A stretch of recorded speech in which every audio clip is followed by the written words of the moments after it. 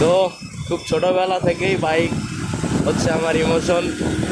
খুব ছোটোবেলায় হচ্ছে আমি বাইক রাইড শিখছি, অনেক ছোটোবেলায়। আমার বাবা যখন আমাকে চালানো শেখাইতো, তখন তো আমি ওরকম প্রথম দিকে ওরকম পারতাম না। তো বাবা পিছে পয়সা থাকতো, আমি সামনে বসে ট্রাই করতাম, চেষ্টা করতাম। আমি হচ্ছে গিয়ে ক্লাস মিস করলে, এক্সিলেটার দিতে মিস করলে আমাকে পিছন থেকে চটকানা দিত আর কি। তো এই বাবার চটকানা খাইতে খাইতে এই বাইক চালানোটা শেখা। তো ওইসব স্মৃতিগুলো মনে পড়লে খুবই মিস করি। সেই ছোট্ট আমিটা আজ কত বড় হয়ে গেছি। ছোট্ট আমিটা আর সেই ছোট্ট আমি নাই, এখন আমি অনেক বড়। এখন বাস্তব দুনিয়ায় ঢুকে গেছি। আর আগে তো এরকম বাস্তবতা বুঝতাম না, বাস্তব দুনিয়ায় ঢুকি নাই। তো ওই স্মৃতিগুলো মনে পড়লে খুবই মিস করি।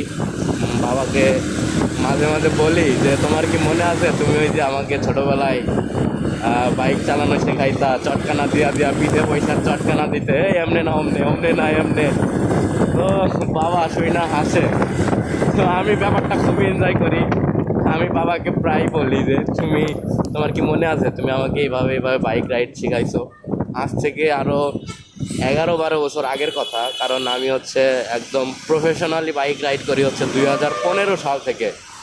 আজ থেকে আরও 10 বছর আগের কথা। তো তারও আগে আমার বাবার কাছ থেকে প্র্যাকটিস করা শেখা, ওইটা হচ্ছে আরও হবে 16-17 বছর।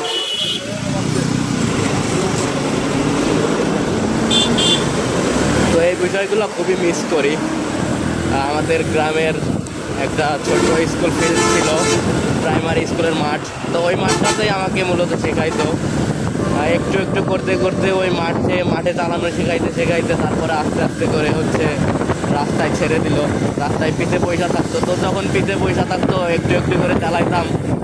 তখন যখন বুঝলো যে না, এখন থেকে একা ছাড়া যায়, একা ছাড়লে মোটামুটি রাইড দিতে পারবে, তো তখন থেকে আস্তে আস্তে একা ছাড়া দিত।